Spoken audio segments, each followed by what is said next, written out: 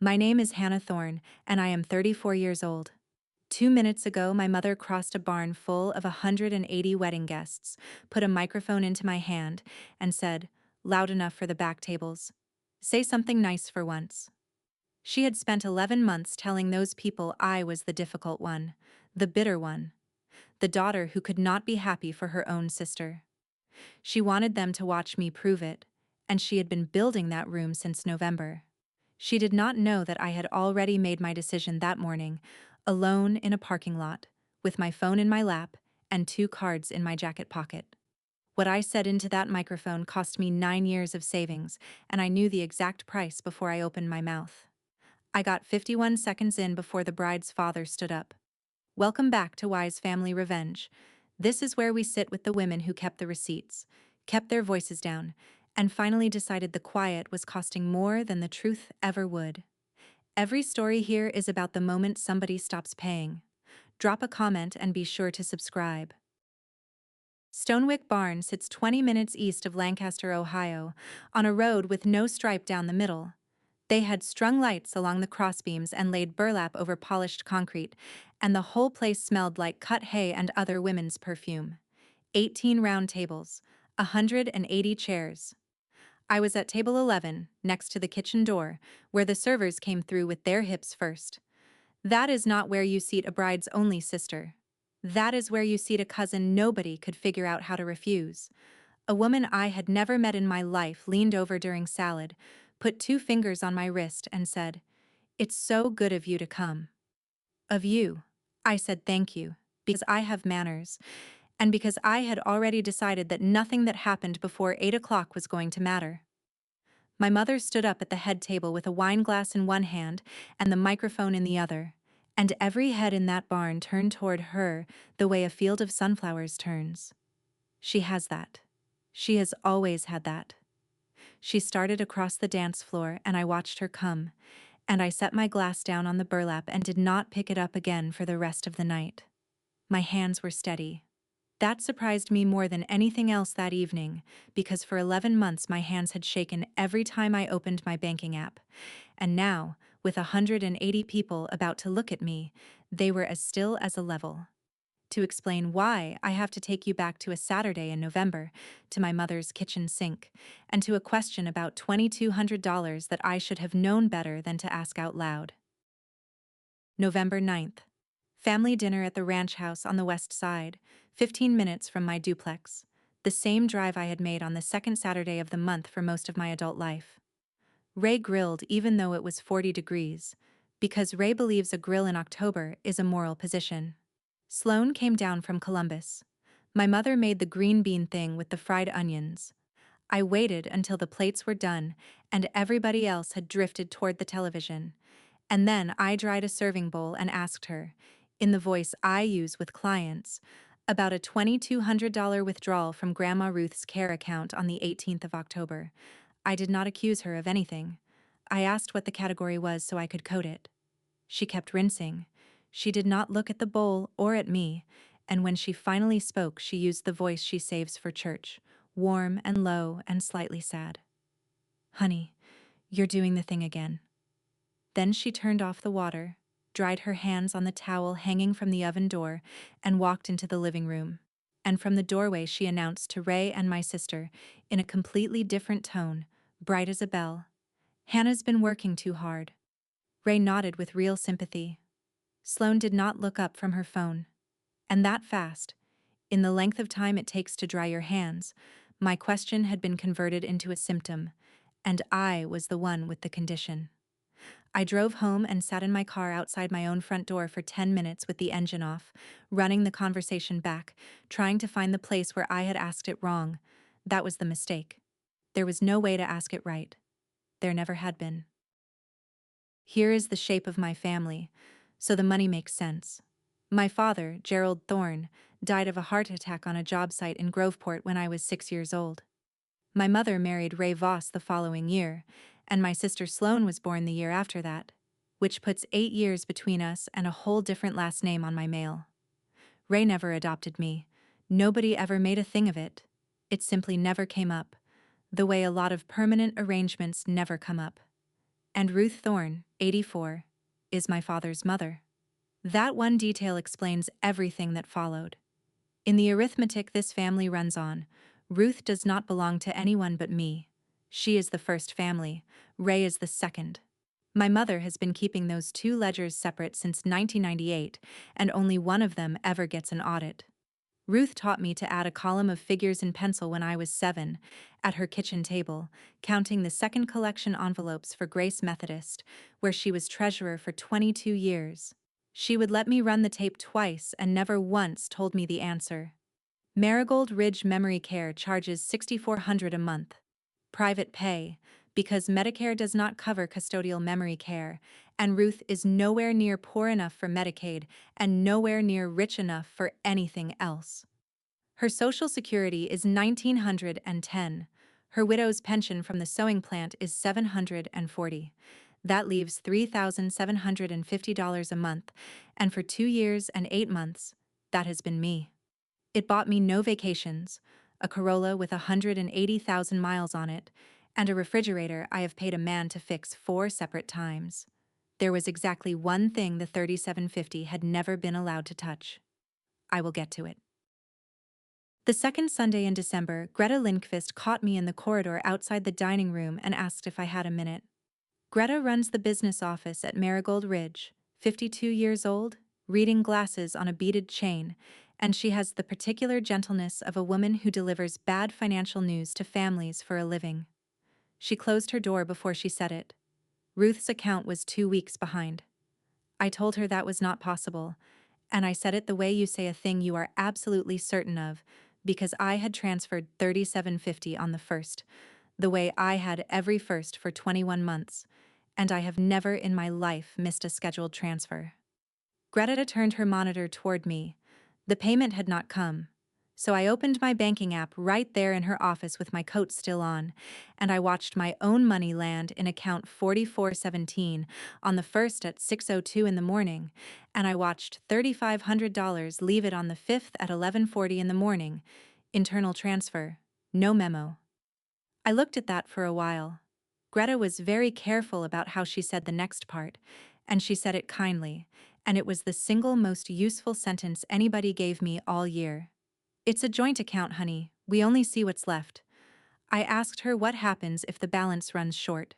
She said the facility sends letters, and then the facility sends a different kind of letter, and then there is a date on it. I drove the 11 minutes home in a silence so complete I never turned the radio on. The money was not gone. That was the part I could not get past. Gone would have been simpler.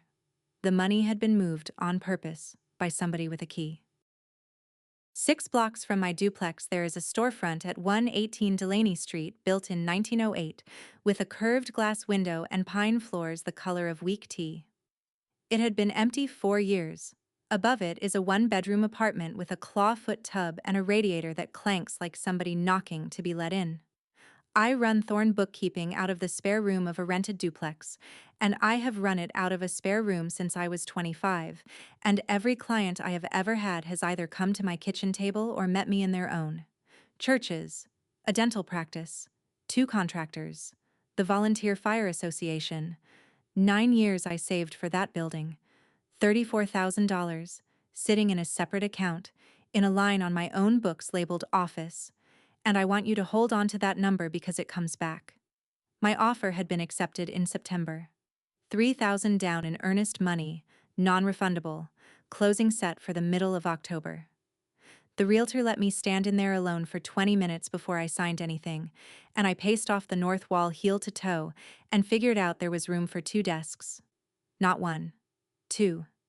Which meant that someday, if I was careful and lucky and nothing caught fire, I could hire somebody. That is the whole dream. That is the entire size of it. A second desk and a window onto a street where people could see the lights on and know that a woman worked there. My grandmother used to say, "A business you can see from the sidewalk is a business that exists." She said it about the sewing plant, and I have never been able to shake it. Every door at Marigold Ridge has a small dry erase board screwed into it at eye level, so families can leave notes for the aides. On 214 the board said, in my handwriting, in blue, "Hannah comes Sundays." Ruth takes her coffee light. I had written it the week she moved in and gone over the letters again every few months when they got ghosty. Inside, my grandmother remembers 1974 better than she remembers breakfast. She can tell you the price of a yard of poplin in the year I was born. She folds tissues into perfect squares and stacks them on the arm of the chair. 4 high, always 4. That Sunday she asked me twice whether I was new here, and both times I said I was. And then, somewhere in the second hour, she looked over and said, "Hannah, your hair's shorter." And I had to go stand in the hallway for a minute. 9 a.m. every Sunday. 32 months. No exceptions. Not for flu. Not for ice. Not for the weekend my furnace died. The morning aides call me the Sunday girl. I bring the coffee light and a bag of the caramels she likes, and I read her the church bulletin out loud because she still wants to know who died. On my way out that day, an aide named Priscilla was restocking the linen cart, and she said it perfectly pleasantly, the way you mention weather. "Your mom came by Thursday. First time in a while?" I said that was nice. I got to the parking lot before I let myself think about it. My mother had not visited Ruth Thorne in over a year. She had not visited her at Thanksgiving, or on her birthday in August, or the week Ruth fell and cracked her wrist. But she had come on a Thursday in December, and she had not mentioned it to me at the sink. It took me until 1 in the morning on a Tuesday to do the thing I should have done in October, which was to stop being a granddaughter about it and start being what I actually am. I pulled 14 months of statements on account 4417 and built a table. 2 columns of dates, 1 column of amounts, the way I would for any client with a leak. For the first 12 of those months, nothing left that account except the facility autodraft and a pharmacy copay of $31. Nothing. Then October 18th, $2,200. Internal transfer. 4 days after my deposit. Then December 5th, $3,500. 4 days after my deposit. $5,700, and every cent of it perfectly legal because Marlene Voss's name has been on that account since 2007, back when she was the one driving Ruth to appointments and I was in high school. I labeled the tab ASK again, and then I sat there and did the other calculation, the one I had been avoiding, which was what happens to the balance if that pace holds through the summer. The answer was a date in the fall, and a bed my grandmother would not be in. I kept the books. I thought that was the same as being believed. I picked up my phone to call my mother, and it buzzed in my hand before I could dial, and it was a photo from Sloan, a save-the-date card on her kitchen counter. Cream cardstock, a sprig of dried wheat. October 11th. Stonewick Barn. My sister had gotten engaged on the 10th of October. The first withdrawal was on the 18th. And sitting there at 1 in the morning with my table still open on the other screen, I understood exactly what had just happened to me. From that night forward, every question I asked about my grandmother's money was going to sound like a woman trying to ruin a wedding. I gave it until the middle of December, and then I printed the table on real paper and drove the 15 minutes across town on a Tuesday morning when I knew Ray would be at the shop. I did not go in hot. I have sat across from a lot of people who were about to find out something ugly about their own bookkeeping, and the trick is to make it about the process, never the person. I put the page on her kitchen table facing her, and I asked her to walk me through 2 line items so I could close out the year. She did not touch the paper. She poured herself coffee she did not drink, and she leaned against the counter with her arms folded and told me that account is Ruth's account, and Ruth is her responsibility too, and had I forgotten that she washed that woman's sheets for 6 years while I was learning to drive? I said I had not forgotten. I said the sheets and the ledger were 2 different conversations. And my mother tilted her head at me with something that looked almost like pity, and she said the thing I have not been able to put down since. Nobody remembers what you paid, Hannah. They remember what you're like. I drove home with the page still in my purse. It took me most of that week to understand that she had not lost her temper, had not denied anything, had not even bothered to lie. She had simply told me her business model. It was not cruelty. Cruelty is impulsive. This was a policy, and it had been in force a long time, and I had just been handed the terms in writing. Ellen Voigt practices elder law out of a converted house on the north side of Columbus, and she charges $325 an hour and does not pad it. I brought her a folder. She read for 9 minutes without saying anything, which I respected. And then she gave me 3 facts in the order of how much they were going to cost me. 1. When a joint owner withdraws money from an account her own name is on, county prosecutors almost never touch it, because on paper she took her own money out of her own account. 2. Ruth signed a durable power of attorney in 2019 naming my mother, and Ruth no longer has the capacity to sign a new one, so that document is now a permanent fixture of my life. 3. The remaining road is a guardianship petition in probate court, which runs somewhere between $3,500 and $6,000, takes 4 to 8 months, and requires me to state in a public filing that my mother is financially exploiting an incapacitated adult. Ellen took her glasses off at that point. She asked me, not unkindly, whether I had 6 months and $6,000. I sat in that office with my hands flat on my knees, and I did the math I already knew the answer to. I had $34,000 and a bed to keep somebody in. $6,000 of it would buy me a filing and a hearing date in June, and in the meantime, the withdrawals would keep coming, and Ruth would still need $6,400 a month while a judge read affidavits. I told Ellen I would call her. She said, "Don't wait until it's an emergency." I did wait. Not because I was slow, because there was no version of fast that I could afford. I do the books for Voss Heating and Air every quarter at a rate that would make my other clients faint. 9 employees, 2 trucks, a shop off Memorial Drive that smells like solder and burnt coffee. Ray has called me kid since I was 7 years old. He gives me the good chair, the one with the arms, and he makes coffee that could strip paint. And in January he sat on an overturned bucket and talked about the wedding like a man who has been waiting his whole life to be allowed to pay for something. He said Sloan deserved the barn. He said your mother's handling all of it. She's got the spreadsheets and the deposits and the whole business.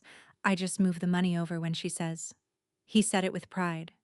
Then he said he hoped Ruth would be well enough to come, because Ruth taught half this county to sew and it wouldn't feel right without her. I opened my mouth. I had the words lined up, plain ones, no accusation in them, just 2 dates and 2 amounts. And then I ran the tape forward the way I always do, and I saw exactly how it would go.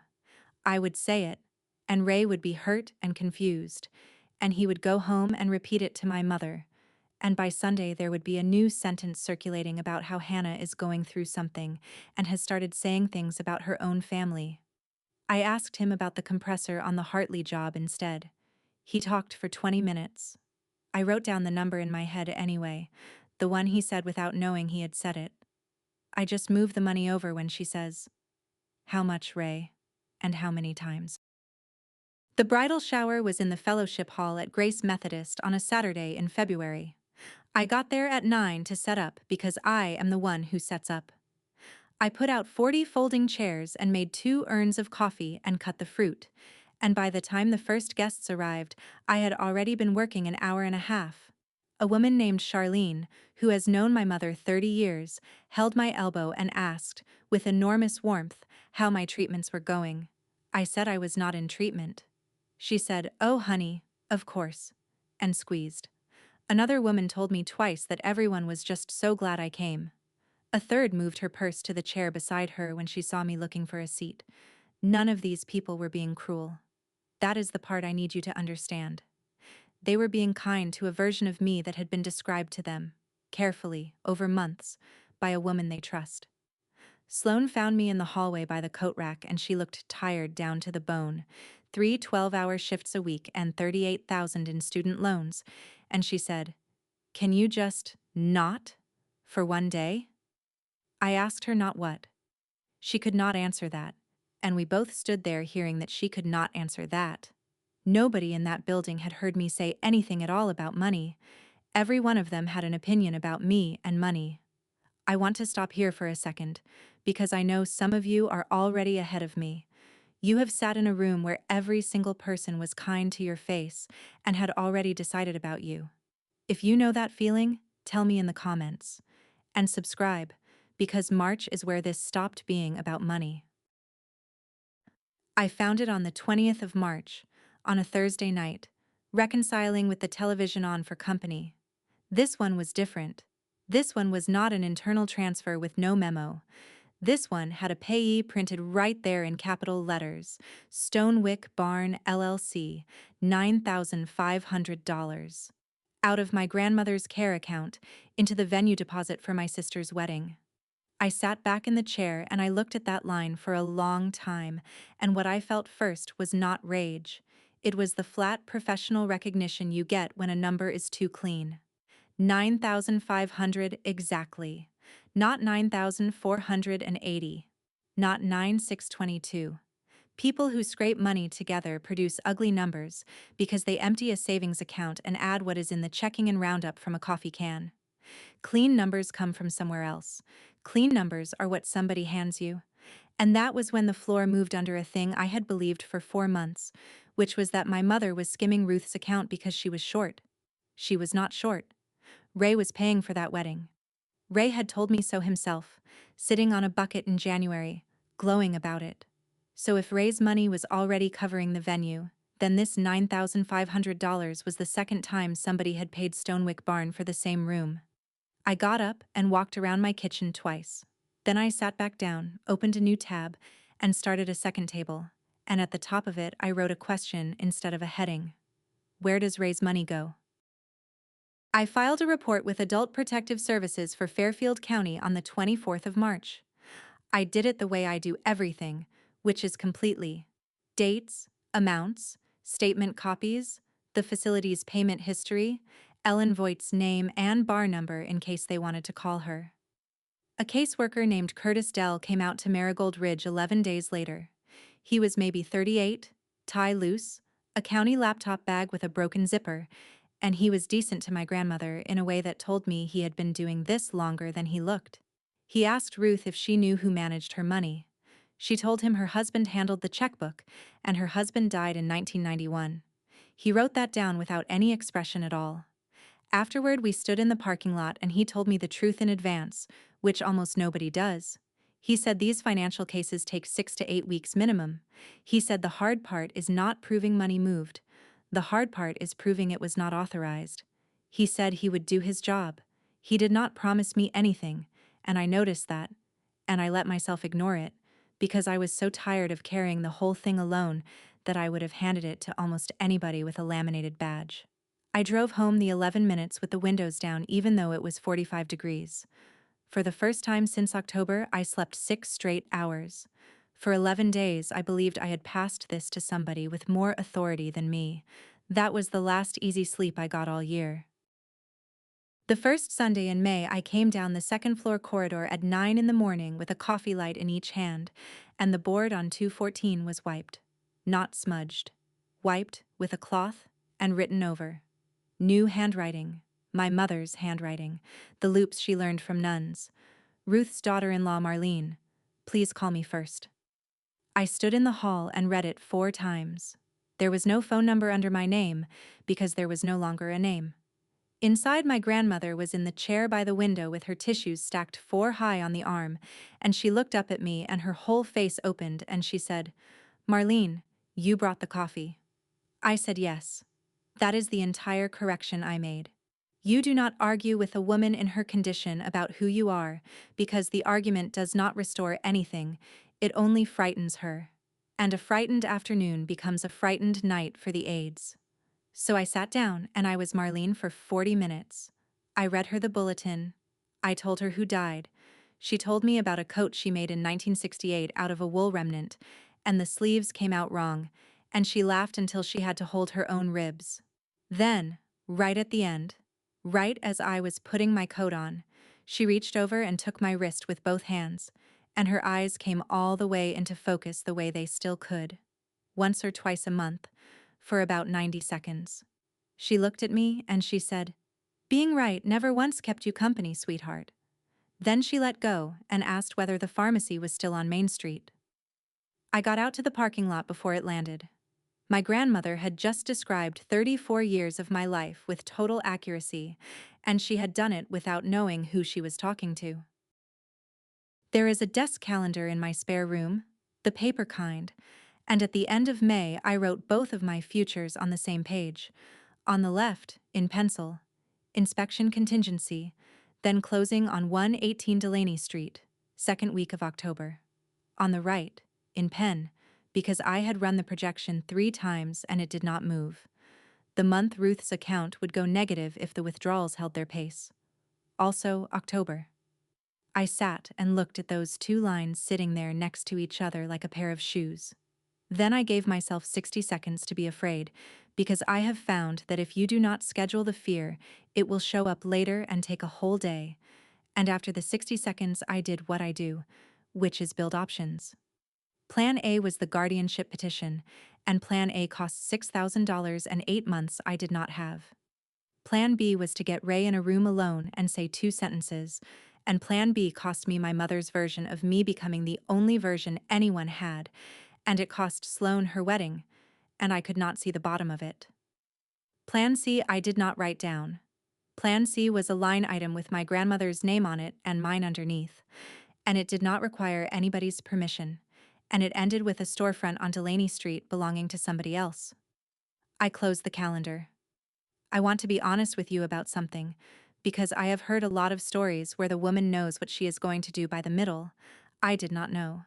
In May, I still believed there was a version of this where I kept everything. The Fairfield County Volunteer Fire Association had been my client for 6 years, $22,000 a year, counting the quarterly filings, the grant reports, and the annual audit packet for the township. And in 6 years, I never turned in a reconciliation late and never left a penny unaccounted. 27% of my revenue. In the second week of June, the board president asked me to come by, and I sat on a folding chair in a bay that smelled like diesel across from a man I have known since we were both at Lancaster High, and he could not make his eyes stay on mine. He said the board had voted to move the books to a firm in Pickerington. I asked if there was a problem with my work. He said no, absolutely not. The work is great. The work has always been great.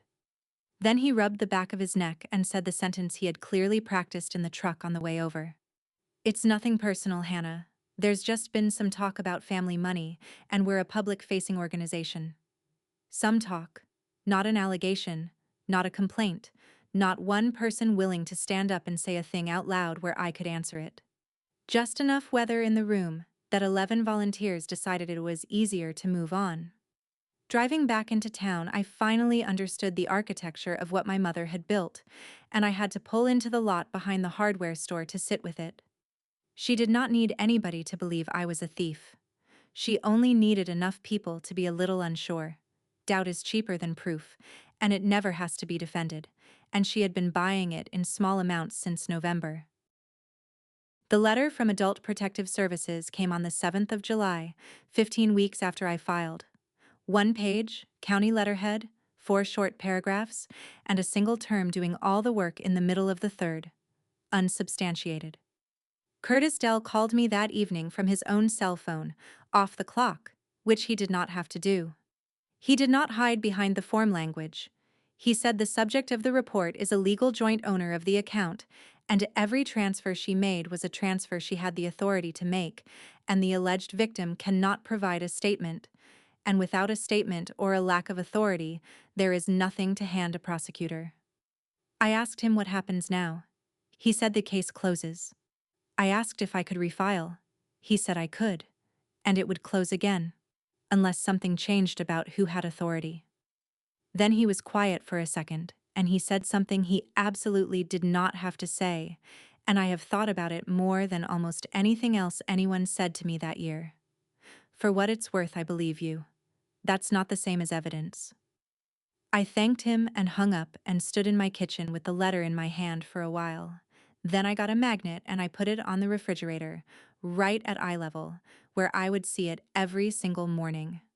Not to remember it, to stop hoping at that door. Because I had done everything a careful person does.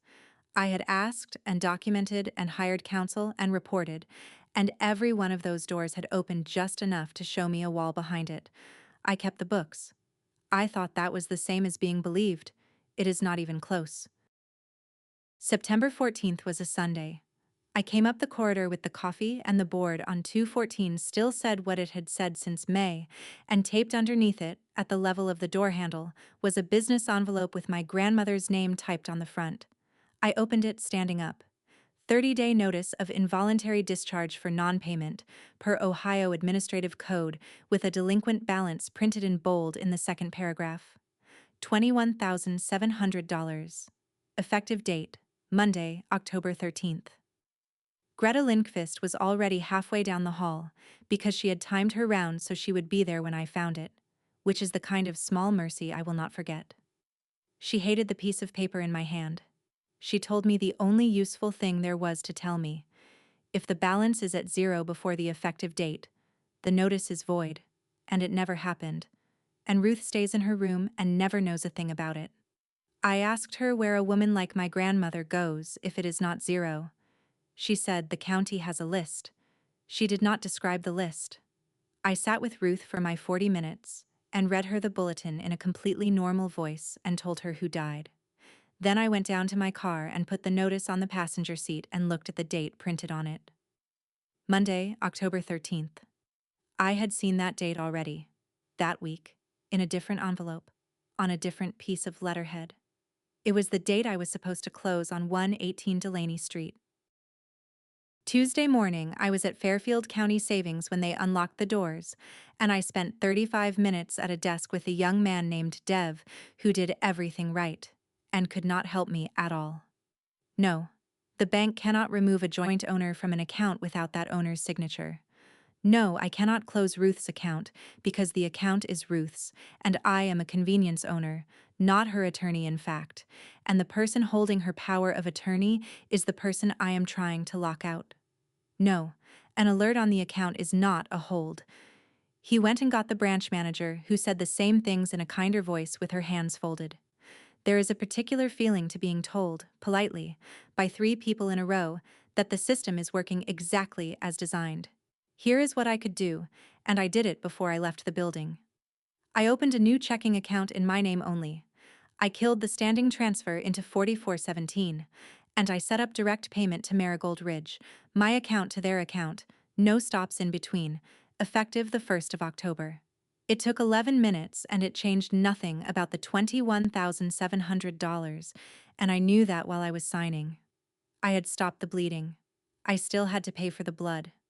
Driving out of the lot, I caught myself doing something I had not done in months, which was talking out loud in an empty car, and what I said was my grandmother's name, twice, like a woman checking that a door was locked. That night, I did it in pencil, the way Ruth taught me, because pencil makes you honest. $34,000 available, $21,700 owed to Marigold Ridge by the 13th. $3,000 earnest money, gone the moment I walk away from the purchase. And underneath all of it, the number that actually ended the argument, $3,750 a month, forever, or at least for as long as forever lasts for an 84-year-old woman, and no underwriter in Ohio is going to approve a mortgage for a self-employed bookkeeper who just lost her biggest client and picked up a permanent obligation the size of a second rent. I ran it 4 ways. Take a smaller loan, ask for an extension on the closing. Sell the Corolla, which is worth about what a good dishwasher is worth. Every version of the arithmetic came out the same, and it came out the same because arithmetic does not care what you want. If Ruth stays in her bed, the building is gone. If the building is mine, my grandmother is on a county list by Halloween. If you have ever had a number written on a piece of paper decide the next 10 years of your life, you know the exact kind of quiet I was sitting in that night. Tell me in the comments what your number was. And stay with me, and hit subscribe, because the part I am least proud of is the part that comes next. There was one more way through. It required my mother, and it required me to be quiet, and I did not go looking for it. It came looking for me. Sloane asked me for coffee. She drove down from Columbus on a Saturday in the 3rd week of September and picked a place on Main with mismatched chairs, and she got there first, which she never does. She wanted to make peace before the wedding. She said it plainly, and she meant it, and she looked like a woman coming off a stretch of nights, gray under the eyes, hands around the cup for the warmth. She told me she knew things had been weird. She said Mom gets like this about big events. And then she started talking about her father, and her whole face changed. And this is the part I need you to hear exactly the way I heard it. She said Dad has covered basically all of it. She said $28,000 in 3 chunks, and he will not even let me thank him properly. He just says, "That is what it is for." I asked, as lightly as I have ever asked anything, when the chunks came. She said, November, March, and July, right before each big payment came due, and she laughed and said, "Mom is scary good at timing." I held my cup with both hands and I did arithmetic under my sister's voice. Ray moved money in November. My mother pulled $2,200 out of Ruth's account in October and $3,500 in December. Ray moved money in March. $9,500 left Ruth's account for Stonewick Barn on the 17th of March. Ray moved money in July. I did not know yet what left in July, but I knew there was something, and I knew what it was going to look like. Every single dollar my stepfather sent to pay for his daughter's wedding, my mother had matched out of an 84-year-old woman's rent. I went through the July statement that night and found it. July 11th, $6,500, payee Marchetta Catering, 3 days after Ray moved his third chunk. Then, on the last Sunday of September, I did something I had not done in 9 months, which was drive to the ranch house without calling. It was 11 at night. Ray's truck was in the drive, and the bedroom window was dark, and my mother was at the kitchen table with 3 stacks of paper in front of her, and reading glasses I did not know she owned. She did not ask why I was there. She looked up at me with her face completely undefended for the first time in my adult life, and she talked for 20 minutes without me saying anything. She talked about the 6 years she spent driving Ruth Thorne to the eye doctor and the podiatrist and the cemetery, changing her sheets when the hip went bad, and how Ruth introduced her at church socials, every single time, for 6 years, as Gerald's wife. Not my daughter-in-law, not Marlene. Gerald's wife, and then Gerald was 9 years dead and she was still Gerald's wife, right up until the year Ruth stopped knowing anybody's name at all. She told me about a second mortgage she took out on that house 9 years ago and has never told Ray about, and that the payment is $410 a month, and that every month for 9 years she has thought this is the month I tell him. She cried. It was not performance. I know her performances. I grew up under them. And this was not one. I got as far as putting my hand halfway across that table. Then she wiped her face and looked up, and said in the softest voice she has, "So you understand why you won't say anything at your sister's wedding." She called on the 7th of October, 4 days out, and she had it all worked out, the way she works everything out. Ray loves Ruth. Ray would write a check for $21,700 tomorrow if his wife asked him to, and his wife was prepared to ask, and Marigold Ridge would have cleared funds before the 13th. My grandmother would stay in room 214 and never know there had been a question. All of that was available. The terms were simple enough that she did not have to say most of them. I would come to the wedding. I would sit at table 11. When she brought me the microphone, I would stand up and say something warm about my sister, in front of everybody, and I would look like a woman who had been forgiven for something. And I would never mention account 4417 again. Not that night. Not ever. She said it the way you would read a delivery window. Then she said, "Nobody remembers what you paid. They'll remember what you're like on Saturday." Sloane called 40 minutes later and her voice was thick, and I understood immediately that she had been told a version of this that made her the one asking. "Please, Hannah, one nice thing. That is all anybody is asking you for." I said I would think about it, and I hung up, and I stood in my kitchen and understood that the shape of the whole thing had changed. Silence was no longer cowardice. Silence now had a posted price, and it bought something real. And telling the truth was no longer brave. Telling the truth would take an 84-year-old woman out of her bed on a Monday morning, and I would be the one who did it. On Friday the 10th of October, the day before the wedding, I drove 11 minutes to Marigold Ridge and asked Greta Lindqvist for the private pay paperwork. Not the family agreement, the one with a single line. Responsible party, private pay, which means that as of the effective date, the person on that line is personally and legally on the hook for the full $6,400 a month, whatever her Social Security and pension do not cover, in her own name, with no family behind her and no one to split it with, and no end date. Because there is no end date on a thing like this until there is. Greta asked me twice if I was sure. The second time she took her glasses off to ask. I said I was sure. I did not wire the arrears. I want to be exact with you about that because it matters. I signed the part that could not be undone, and I left the part that still could. The $21,700 was due Monday, and Ray's check still existed as a possibility right up until the moment I opened my mouth, and so I walked out of that office having made myself permanently responsible for my grandmother's future while keeping my options open about her past. I told myself that was prudence. Good bookkeeping. Do not spend what you might not have to spend. Driving home, I passed 118 Delaney Street and slowed down without deciding to, and the curved window had the late sun in it, and I could see the exact patch of floor where the second desk would go. I had a walkthrough scheduled for Sunday morning at 10. I had a closing at 1 o'clock Monday. I had a wedding at 4 the next afternoon, and 2 things I could say into a microphone. That was the last lie I told myself, by the way. That it was prudence.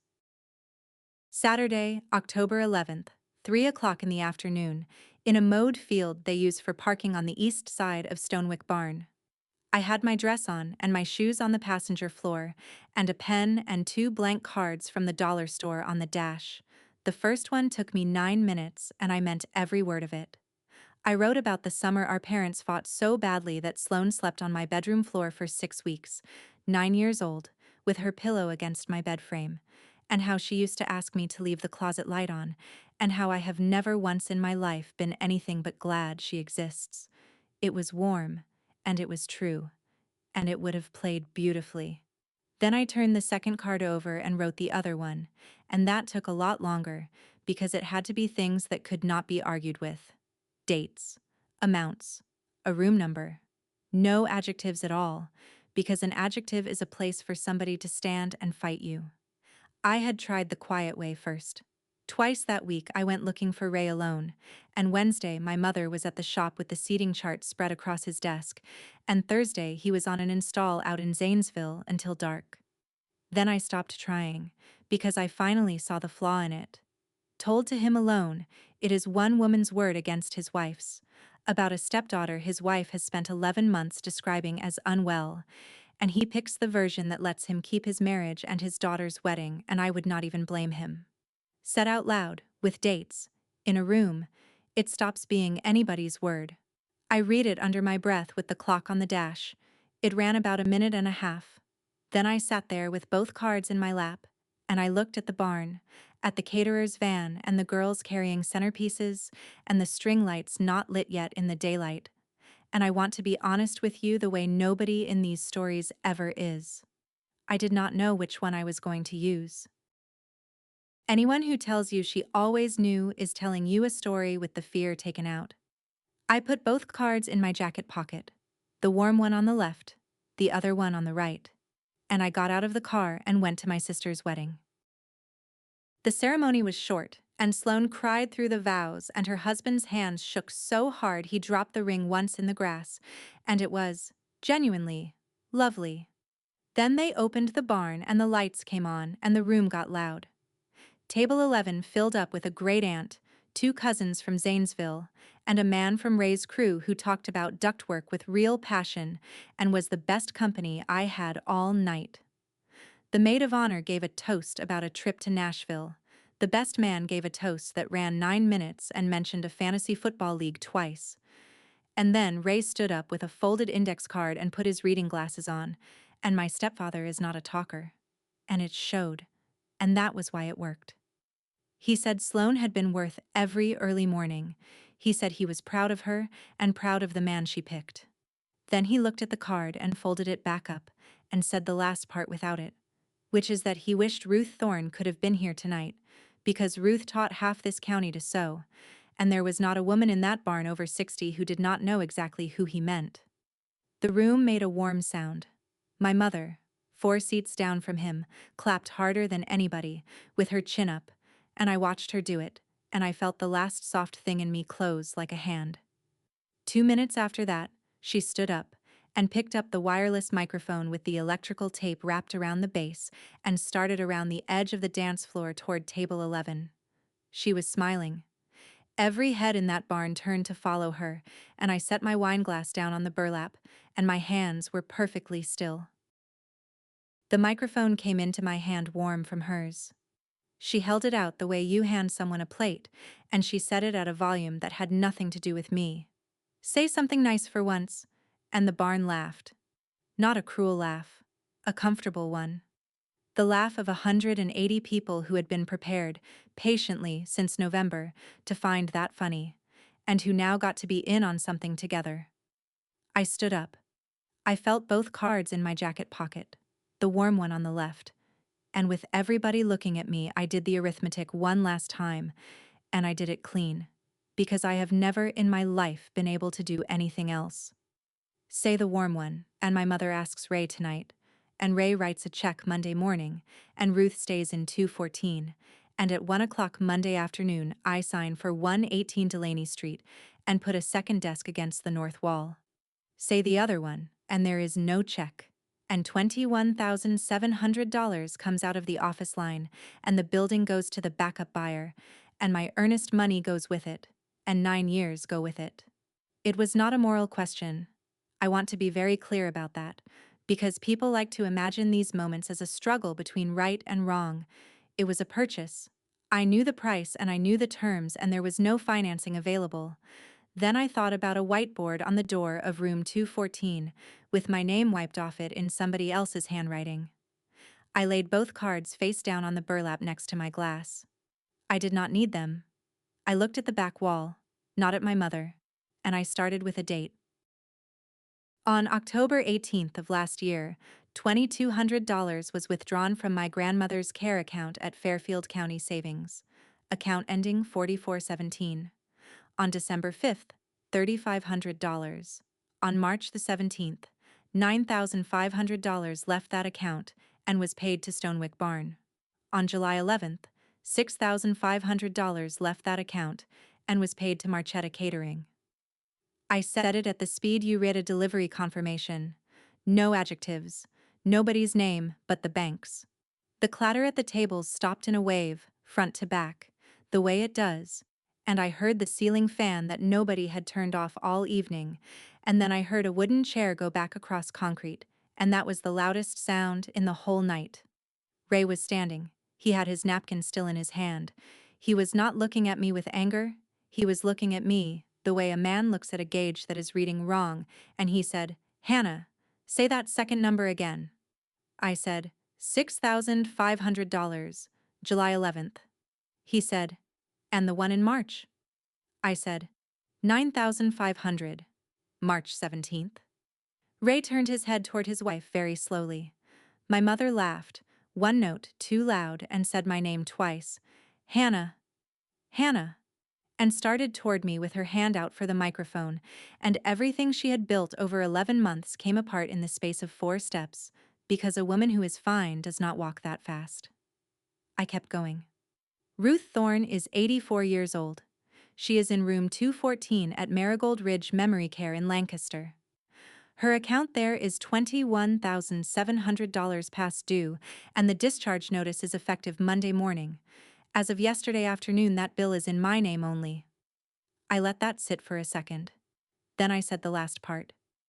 "You told me nobody remembers what you paid. That's why I wrote it down." I did not hand the microphone back. I set it down on the burlap next to my glass, where it hummed against the tablecloth until somebody killed the channel. Nobody clapped. Nobody gasped either. That is a thing that happens in movies. What happened was that a woman at table 6 put her hand over her mouth, and I understood from her face that she was not shocked at me. She was doing her own arithmetic about how many people she had repeated my mother's version to. I looked at my sister.